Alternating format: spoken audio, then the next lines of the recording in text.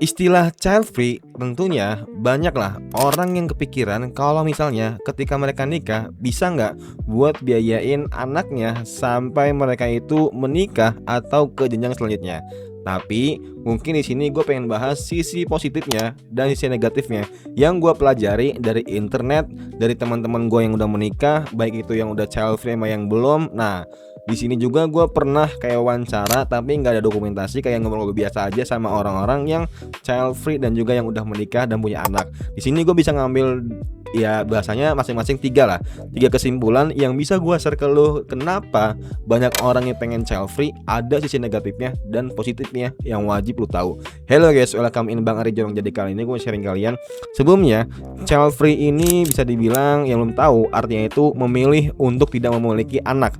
Ketika lu menikah, pastilah target selanjutnya itu ya selain punya rumah, pastinya ingin punya momongan atau buah hati, yaitu anak.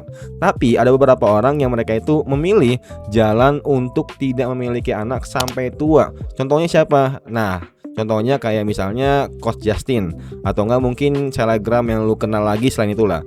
Kenapa beliau-beliau ini banyaklah dari yang lu kenal mungkin lebih memilih untuk child free, dan apa sisi positifnya dan apa sisi negatifnya? Yang pertama, sisi positifnya lebih hemat tentunya. Ketika lu belum punya anak atau memutuskan untuk nggak punya anak, pastinya lu cuma mikirkan untuk apa? Biaya buat lu berdua sama istri, biaya rumah tangga, biaya untuk masa depan, biaya rumah segala macamnya. Nah, kalau misalnya sisi negatifnya, ya udah, lu bakal merasa kesepian setiap harinya walaupun lu berdua sama istri lu. Mungkin ketika lu sekarang guys ya masih umur 40, 50, ketika lu udah menikah, pastinya walaupun lu memutuskan untuk child free, tentunya lu pasti akan mikir, ya lah santai aja sih, kan gue sama istri gue nih kemana-mana. Tapi kalau misalnya nauzubillah min zalik, salah satunya itu ada yang dipanggil, pastinya butuh kehangatan dari seorang anak, merasa kesepian segala macamnya. Nah, itu sisi negatifnya.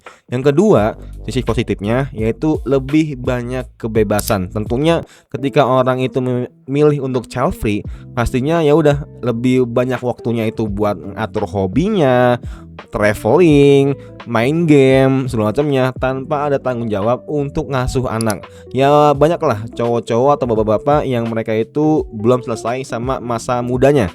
Ya udah akhirnya traveling, main game segala macamnya, sampai lupa untuk tanggung jawab buat ngasuh anak. Ujung-ujungnya apa? Seorang istri yang ngasuh anak 24 jam dari pagi sampai pagi lagi. Nah, ini sisi negatifnya ketika lu bukan sisi negatif, sisi apa ya bahasanya, ketika lu punya anak lah.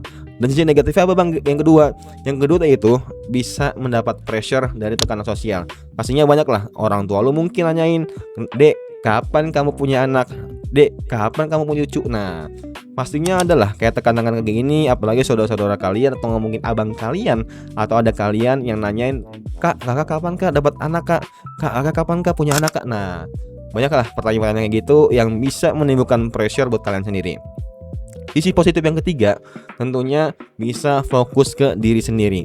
Nah, ketika lo bisa fokus ke diri sendiri, ya udah, lo bisa belajar lagi S2 atau nggak S3, lebih grow up, bisa ikut bootcamp, atau nggak lo mungkin banyak peluang untuk resikonya. Karena ketika lu udah punya anak, pastinya lu akan mikirin kayak gitu, mau punya usaha atau punya cabang segala macamnya, karena ada anak yang harus lu pikirin buat besok makan apa.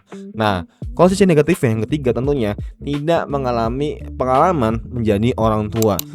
Kalau misalnya udah menikah, itu belum otomatis jadi orang tua, tapi itu hanya sekedar pasangan seumur hidup, belum menjadi orang tua karena nggak ada anaknya atau buah hatinya. Makanya mereka itu nggak punya pengalaman menjadi orang tua, dan pastinya ada rasa kesepian, ada rasa ingin membimbing, ada rasa ingin mendidik segala macamnya.